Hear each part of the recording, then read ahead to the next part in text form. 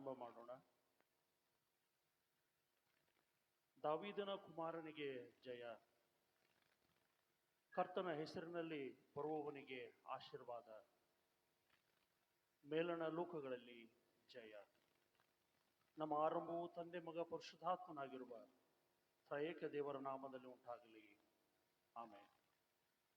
ಈ ಸಮಯದಲ್ಲಿ ನಾವು ಕರ್ತನನ್ನ ಆರಾಧಿಸುವ ಹಾಗೆ ಈ ಆರಾಧನೆಯನ್ನು ಪ್ರಾರಂಭಿಸುತ್ತಾ ಸಂಗೀತಗಳಲ್ಲಿ 70ನೇ ಸಂಗೀತವನ್ನು ಹಾಡಿಕೊಳ್ಳೋಣ. ಸಂಗೀತಗಳಲ್ಲಿ 70ನೇ ಸಂಗೀತ 1, 3 ಮತ್ತು 5ನೇ ಚರಣಗಳನ್ನ ಹಾಡಿಕೊಳ್ಳೋಣ. ಓ ಲೋಕ ನೋಡು, ಅಲ್ಲಿ ಆ ಕೂಜೆ ವೃಕ್ಷದಲ್ಲಿ ಅಘೋರ ನೋಟವೇ, ಆ ಕಷ್ಟದಾಳು ಯಾರು, ಆ ನಿಂದೆ ದಾಸನಾರು, ಪ್ರಶಸ್ತ ಜೀವರಾಜನೇ. ಸಂಗೀತಗಳಲ್ಲಿ 70ನೇ ಸಂಗೀತವನ್ನ ಹಾಡಿಕೊಳ್ಳೋಣ.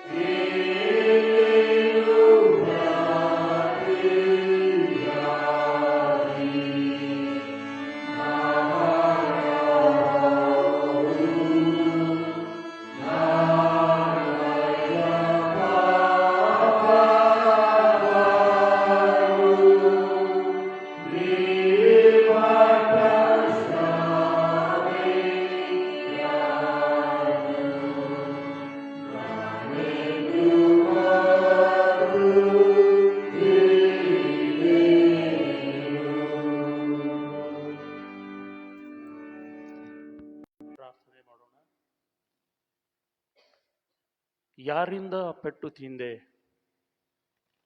ಈ ಕ್ರೂರವಾದ ನಿಂದೆ, ನೀನೇಕೆ ತಾಳಿದೆ, ನೀನು ಅಪರಾಧಿಯಲ್ಲ, ನಮ್ಮಂತೆ ದುಷ್ಟನಲ್ಲ, ನೀನು ಪವಿತ್ರ ದೇವಪುತ್ರನೇ.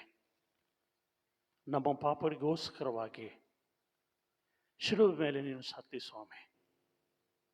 ತಿರುಗಿ ಏನು ಕೊಡಲಿಕ್ಕೆ ನನ್ನಲ್ಲಿ ಏನೂ ಇಲ್ಲ ಸ್ವಾಮಿ. ನನ್ನ ಹೃದಯವನ್ನು ತಂದಿರುತ್ತೇನೆ, ಸ್ವೀಕರಿಸು, ಪರಾಂಬರಿಸು, ನಮ್ಮನ್ನು ನಡೆಸು. ಜೀವ ಸ್ವರೂಪದಂತೆ ಯೇಸು ಸ್ವಾಮಿಯೇ, ನೀನು ಪಟ್ಟಂಥ ಶ್ರಮೆಗಳನ್ನು ನೆನೆಸಿ ನಮಗೋಸ್ಕರವಾಗಿ ಘೋರ ಮರಣವನ್ನು ಹೊಂದಿದ್ದನ್ನು ನೆನೆಸಿ ಸ್ವಾಮಿ, ಎಲ್ಲರೂ ಸೇರಿ ಅದನ್ನು ನೆನಪಿಸಿಕೊಳ್ಳುತ್ತಾ ದಿನೇ ದಿನೇ ಹೊಸತಾಗಿ ಹುಟ್ಟುತ್ತಾ ಸ್ವಾಮಿ, ನಿನ್ನ ಹತ್ತಿರಕ್ಕೆ ಬಂದು ನೀನು ನಡೆಸಿದಂಥ ಜೀವಿತದ ಅಲ್ಪ ಭಾಗವನ್ನು ನಮ್ಮ ಜೀವಿತದಲ್ಲಿ ಅಳವಡಿಸಿಕೊಡು. ಇತರರಿಗೆ ಮಾದರಿಯಾಗಿ ಇರಲಿಕ್ಕಾಗುವಂತೆ ನೀನು ಸಹಾಯ ಮಾಡುತ್ತಾ ಬಂದಿದ್ದಿ, ಮುಂದೆ ಕೂಡ ಮಾಡುವಂಥ ದೇವರಾಗಿದ್ದಿ. ಅದಕ್ಕಾಗಿ ನಿನಗೆ ವಂದನೆಗಳನ್ನು ಸಲ್ಲಿಸ್ತೇವೆ. ಅಲ್ಪರು ಅಯೋಗ್ಯರಾದಂಥ ನಮ್ಮನ್ನು ನೀನು ಆರಿಸಿಕೊಂಡು ಇನ್ನೂ ಕೂಡ ಜೀವಿತರ ಪಟ್ಟಿಯಲ್ಲಿ ಇಟ್ಟು ನಾವು ಜೀವಿಸುವಂತೆ ನಿನ್ನ ಕೃಪೆಯ ಮೂಲಕವಾಗಿ ಮುನ್ನಡೆಯಕ್ಕಾಗುವಂತೆ ನಮಗೆ ಸಹಾಯ ಮಾಡೋದಕ್ಕಾಗಿ ನಿಮಗೆ ಸ್ತೋತ್ರ ಸಲ್ಲಿಸ್ತೇವೆ. ಮಣ್ಣು ಧೂಳಿಗಳಾಗಿದ್ದೆವು ಸ್ವಾಮಿ, ನಮ್ಮನ್ನು ನೀನು ನಿರ್ಮಿಸಿ ಎಬ್ಬಿಸಿ ನಿಲ್ಲಿಸಿದಕ್ಕಾಗಿ ನಿನಗೆ ವಂದನೆ ಸಲ್ಲಿಸ್ತೇವೆ ಸ್ವಾಮಿ. ವಿಶೇಷವಾಗಿ ಈ ಸಮಯದಲ್ಲಿ ನಾವೆಲ್ಲರನ್ನ ಈ ಸಮಯದಲ್ಲಿ ಕೂಡಿಸಿ ನಮ್ಮ ಮನೆಯಲ್ಲಿ ಕರೆದಂದಕ್ಕಾಗಿ ನಿನಗೆ ವಂದನೆ ಸಲ್ಲಿಸ್ತೇವೆ ಸ್ವಾಮಿ.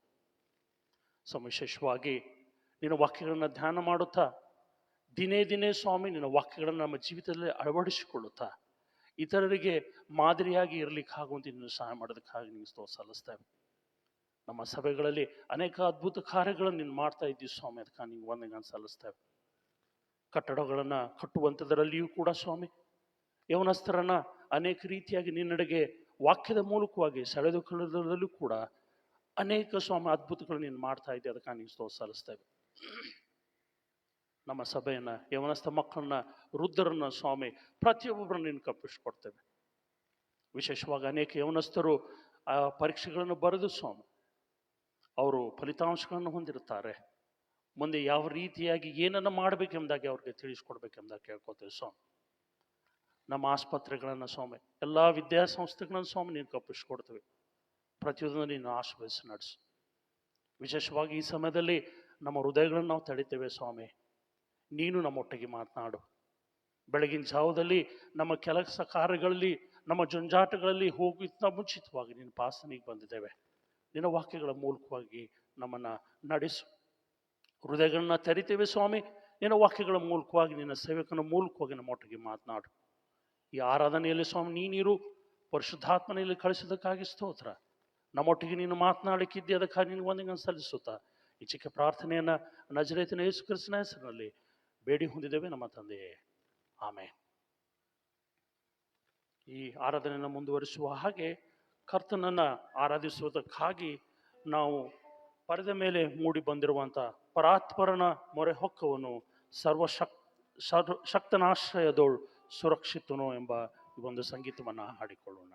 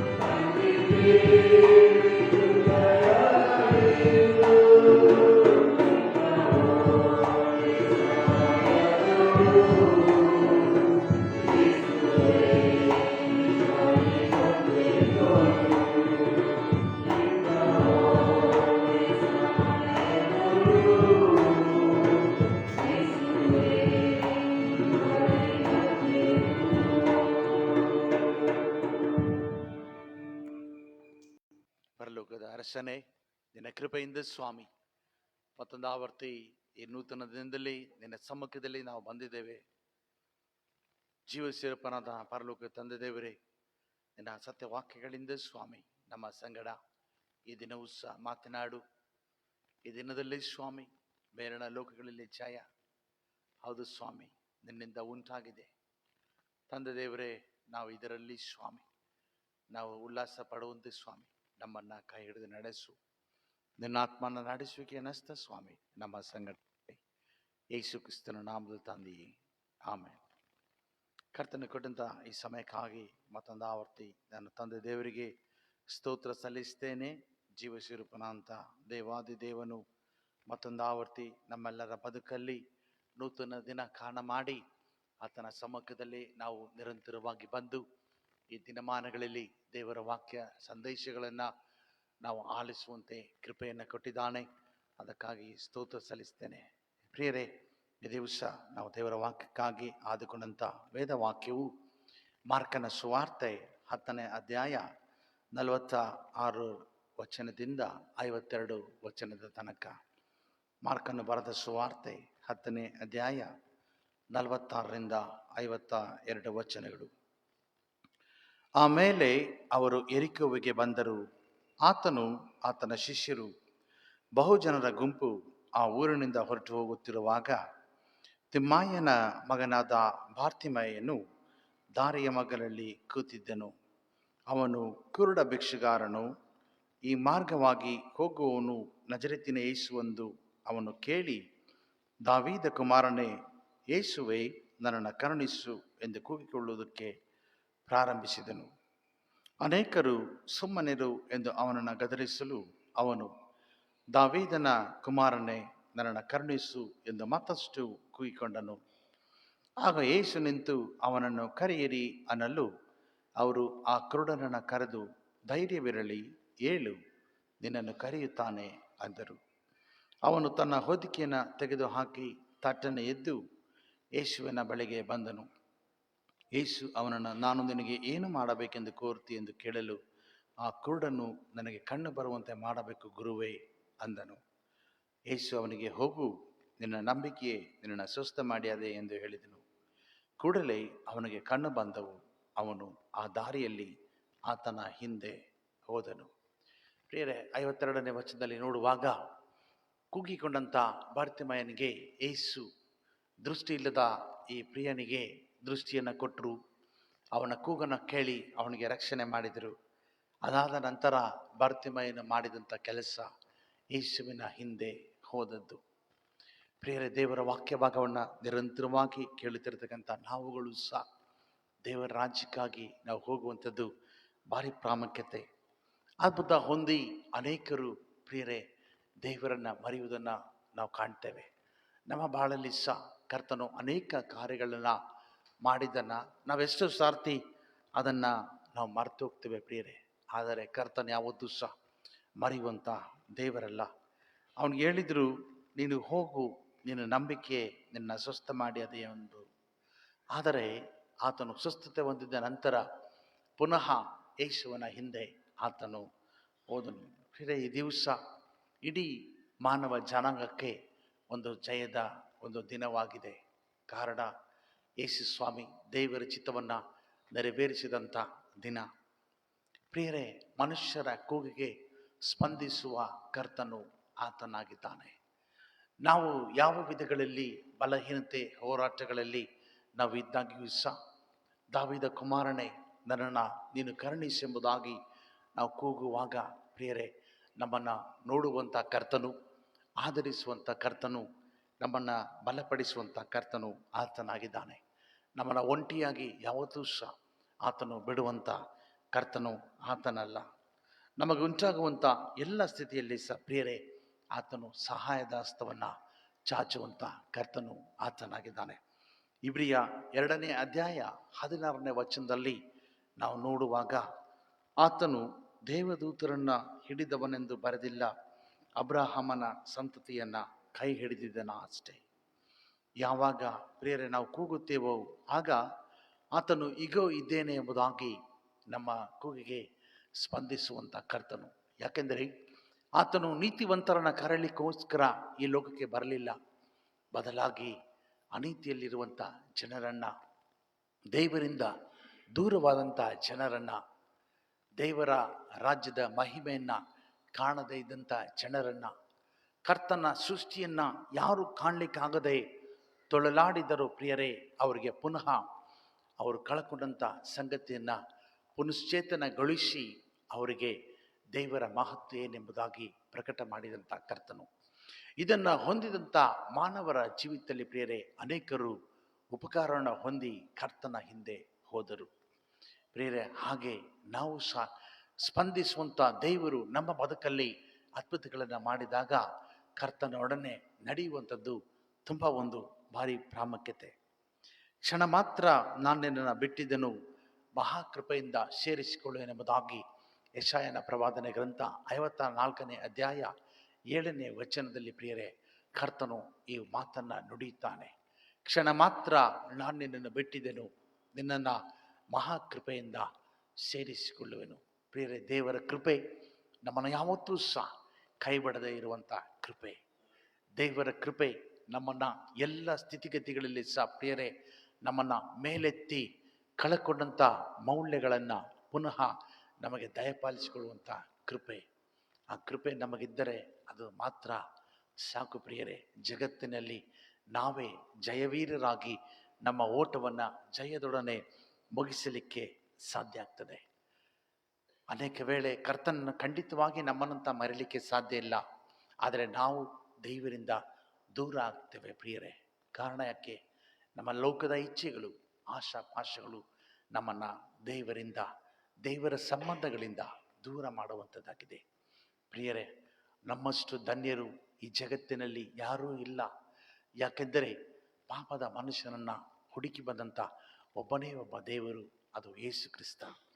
ಆ ಯೇಸು ಕ್ರಿಸ್ತನ ಪ್ರಿಯರೇ ಯಾರೆಲ್ಲ ಆತನನ್ನು ಕೂಗಿ ಕರೆದರೋ ಅವರ ಕೂಗಿಗೆ ಆತನು ಸ್ಪಂದಿಸಿ ಅವರನ್ನು ಸಂತೈಸಿದ, ಅವ್ರಿಗೆ ಬೇಕಾದ ಆದರಣೆಯನ್ನು ಕೊಟ್ಟ.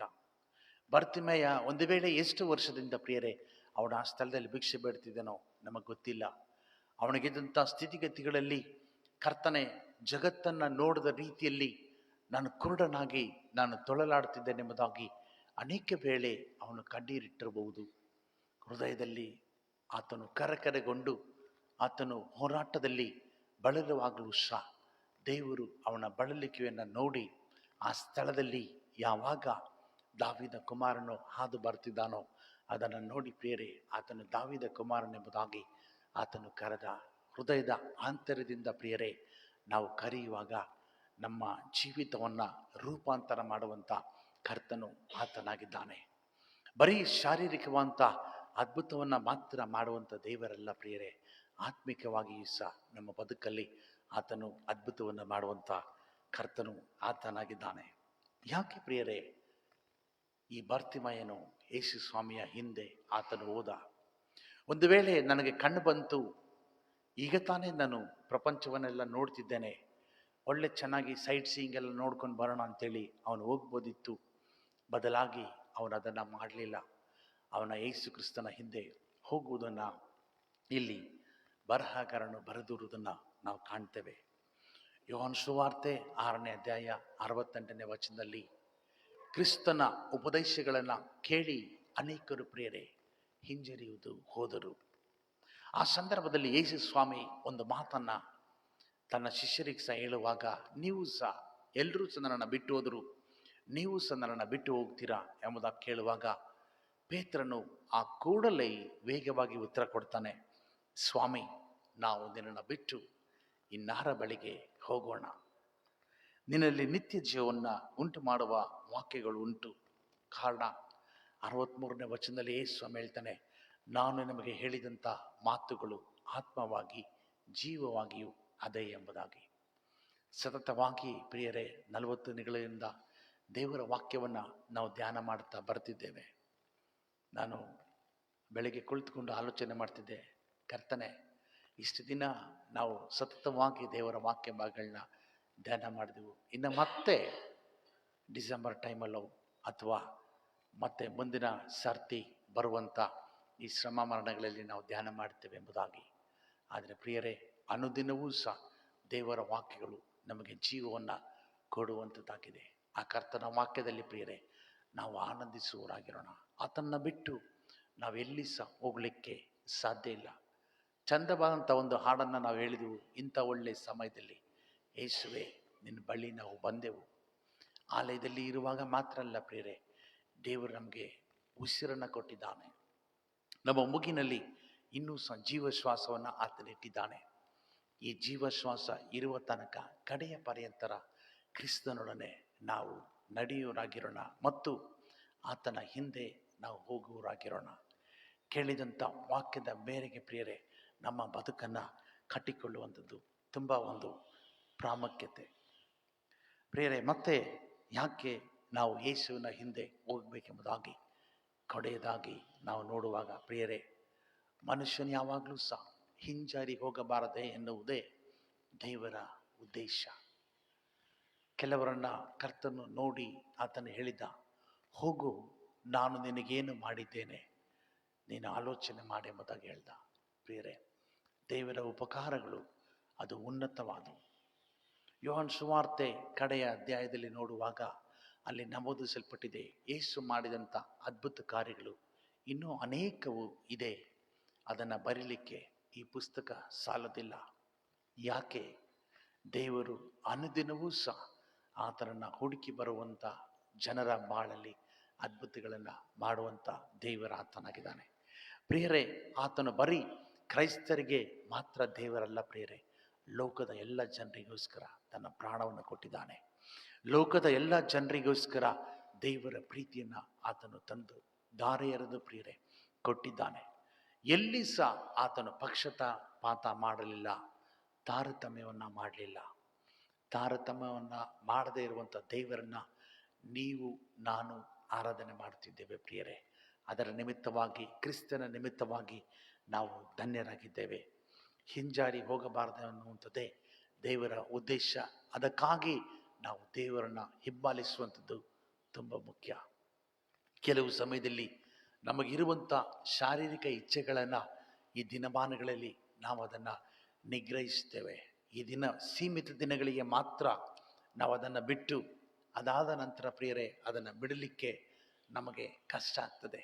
ಆದರೆ ದೇವರ ಸಹಾಯವನ್ನು ಆತುಕೊಂಡು ಪ್ರಿಯರೇ ನಮ್ಮ ಎಲ್ಲ ಶಾರೀರಿಕ ಬಲಹೀನತೆಗಳನ್ನು ಕರ್ತನಿಗೆ ಒಪ್ಪಿಸಿಕೊಡುವಾಗ ಪ್ರಿಯರೇ ನಮ್ಮನ್ನು ನಿರಂತರವಾಗಿ ದೇವರು ಆ ರಕ್ಷಣಾ ಮಾರ್ಗದಲ್ಲಿ ನಡೆಸಲಿಕ್ಕೆ ಆತನು ಶಕ್ತನಾಗಿದ್ದಾನೆ. ಪ್ರಾರಂಭದ ಕೀರ್ತನೆ, ಮಾಯವಾದ ಲೋಕದಲ್ಲಿ ಪ್ರಿಯರೇ ನಾವಿದ್ದೇವೆ. ನಾವು ನೋಡುವಂಥದ್ದೆಲ್ಲವೂ ಸಹ ಮಾಯೆ. ಕ್ಷಣ ಮಾತ್ರದ ಸುಖಕ್ಕೋಸ್ಕರ ನಿರಂತರವಾಗಿ ನಮ್ಮೊಡನೆ ಇರುವಂಥ ದೇವರನ್ನು ನಾವು ಕಳ್ಕೊಳ್ಳದ ಹಾಗೆ ಪ್ರಿಯರೇ, ಹಿಂಜಾರಿ ಹೋಗದ ಹಾಗೆ ನಾವು ಕರ್ತನನ್ನು ಪ್ರೀತಿಸುವರಾಗಿರೋಣ. 2 ತಿಮೋಥೆ 4ನೇ ಅಧ್ಯಾಯ 10ನೇ ವಚನದಲ್ಲಿ ಪೌಲ ಹೇಳ್ತಾನೆ, ದೇವನು ಇಹಲೋಕವನ್ನು ಪ್ರೀತಿಸಿ ನನ್ನನ್ನು ಬಿಟ್ಟು ಹೋದ. ದೇವನು ಒಂದು ಕಾಲದಲ್ಲಿ ಪೌಲನೊಟ್ಟಿಗೆ ಸೇವೆಯನ್ನು ಮಾಡ್ತಿದ್ದ. ಆದರೆ ಪ್ರಿಯರೇ ಅವನು ಆ ಕ್ರೈಸ್ತಿಯ ಪ್ರಯಾಣದಲ್ಲಿ ಸೋತು ಹೋಗಿ ಈ ಲೋಕಕ್ಕೆ ಪ್ರಿಯರೇ ಆತನು ತನ್ನ ಜೀವಿತವನ್ನು ಒಪ್ಪಿಸಿಕೊಡ್ತಾನೆ. ಪ್ರಿಯರೇ, ಲೋಕಕ್ಕೆ ನಮ್ಮ ಬದುಕನ್ನು ಒಪ್ಪಿಸಿಕೊಡಬಾರದೆಂಬುದಾಗಿ ಕ್ರಿಸ್ತನು ಈ ದಿನ ಆತನು ಯೆರೂಸಲೇಮನ್ನು ಪ್ರವೇಶ ಮಾಡಿದ. ಅದಕ್ಕೆ ಮೇಲಣ ಲೋಕಗಳಲ್ಲಿ ಜಯ ಎಂಬುದಾಗಿ ಹೇಳಿತ್ತು. ಒಂದು ಯೇಸು ಕ್ರಿಸ್ತನು ಹುಟ್ಟಿದಾಗ ದೇವದೂತರುಗಳು ಈ ಜಯ ಗೀತವನ್ನು ಹಾಡಿದ್ದರು. ಮೇಲಣ ಲೋಕಗಳಲ್ಲಿ ಜಯ, ಭೂಲೋಕದಲ್ಲಿ ಮನುಷ್ಯರೊಳಗೆ ಸಮಾಧಾನ, ದೇವರವರಿಗೆ ಒಲಿಯುತ್ತಾನೆ. ಎರಡನೇದಾಗಿ ಪ್ರಿಯರೇ, ಇಲ್ಲಿ ಮನುಷ್ಯರು ಮೇಲಣ ಲೋಕಗಳಲ್ಲಿ ಜಯ ಎಂಬುದಾಗಿ ಹೇಳ್ತಿದ್ದಾರೆ. ಕಾರಣ ಯಾಕೆ? ದೇವರ ಚಿತ್ತವನ್ನು ಯೇಸು ಕ್ರಿಸ್ತ ಯಶಸ್ವಿಯಾಗಿ ಆತನು ನೆರವೇರಿಸ್ತಿದ್ದಾನೆ.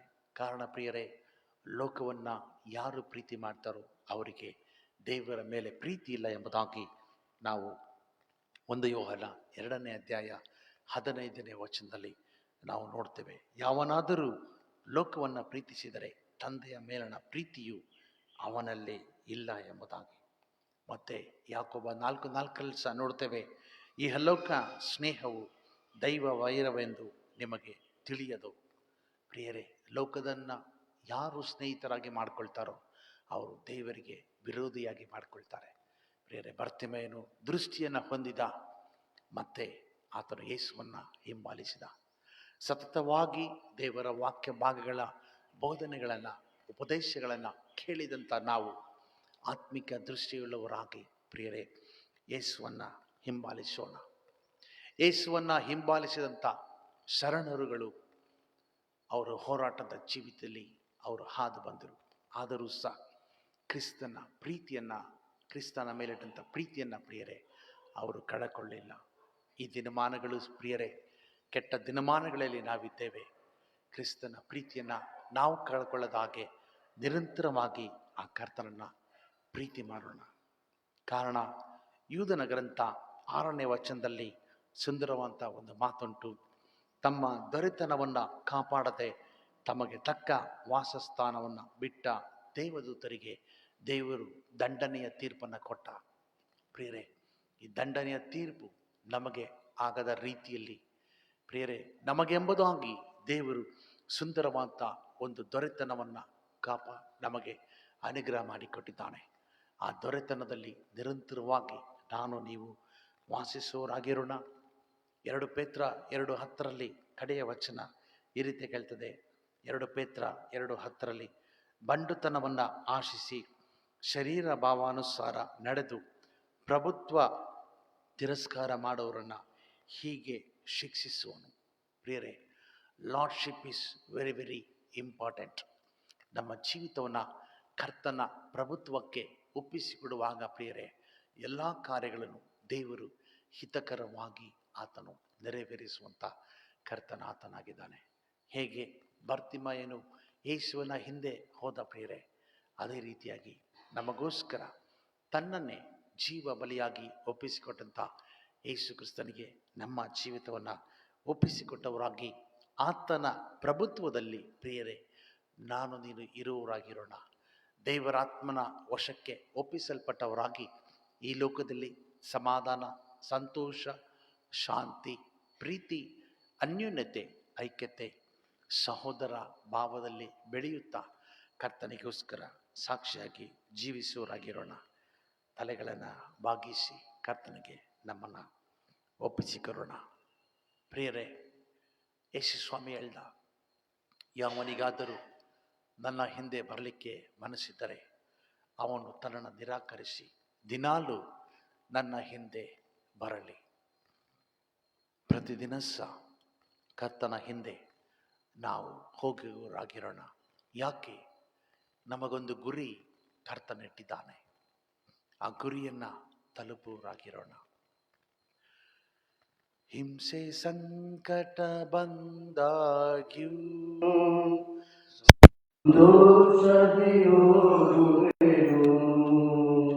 ಹಿಂಸೆ ಸಂಕಟ ಬಂದಾಗ್ಯೂ ಸಂತೋಷದಿ ಹೋಗುವೆನು. ನನ್ನ ಶಿಲುಬೆಯನ್ನು ಹೊತ್ತು ಹೋಗುವೆನು.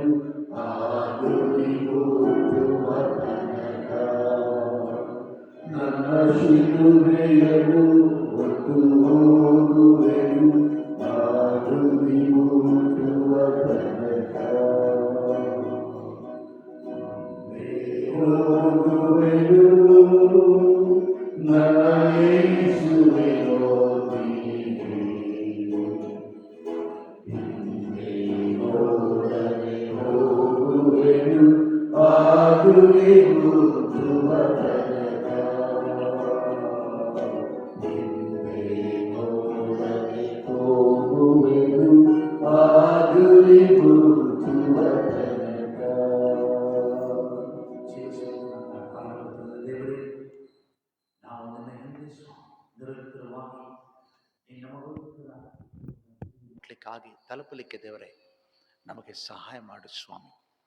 ಶುಭಕಾರಿಯಾಗಿರುವ ನಿನ್ನ ಆತ್ಮನು ನಮ್ಮನ್ನು ಮಟ್ಟ ನೆಲದಲ್ಲಿ ನಡೆಸಲಿ ಸ್ವಾಮಿ.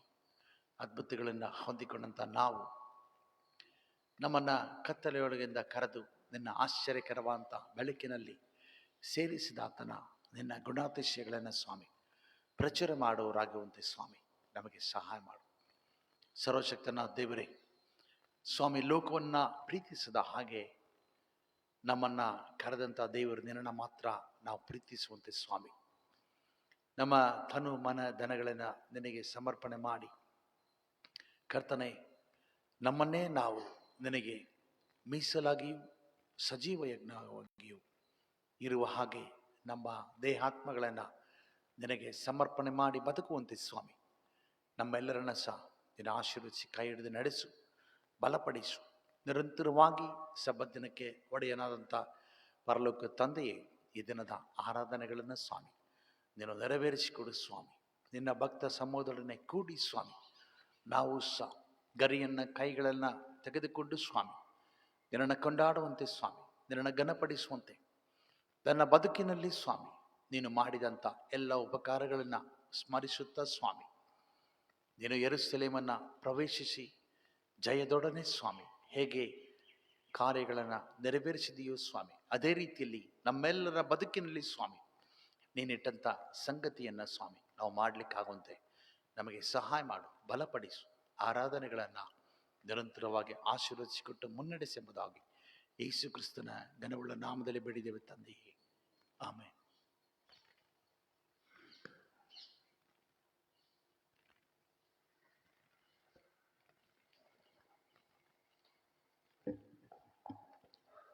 ಕೊನೆಯದಾಗಿ ನಾವು ಸಂಗೀತಗಳಲ್ಲಿ 237ನೆಯ ಸಂಗೀತವನ್ನು ಹಾಡಿಕೊಳ್ಳೋಣ. ಸಂಗೀತಗಳಲ್ಲಿ 237, 1, 2 ಹಾಗೂ 4ನೇ ಚರಣಗಳನ್ನು ಮಾತ್ರ ಹಾಡಿಕೊಳ್ಳೋಣ. ಕ್ರೂಜೆ ಹತ್ರ ಹೋಗಲಾಗಿ ಸಿಕ್ಕುತ್ತ ಆಶೀರ್ವಾದವು, ಯೇಸುವನ್ನು ಬೇಡಲಾಗಿ ಜೀವಕಾಂತಿ ತಪ್ಪದು.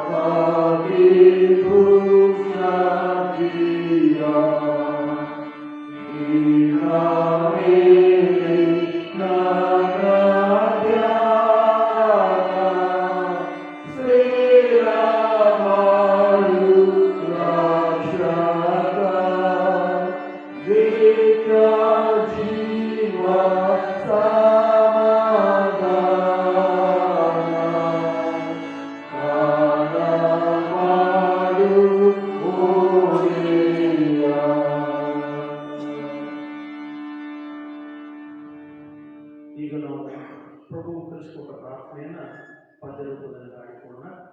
ನಂತರ ಸಭಾಪಾಲಕರು ನಮ್ಮನ್ನು ಅಂತ್ಯಶುಭವಾಗಿ ನಡೆಸಬೇಕೆಂದಾಗಿ ಕೇಳ್ಕೊಳ್ತೇನೆ.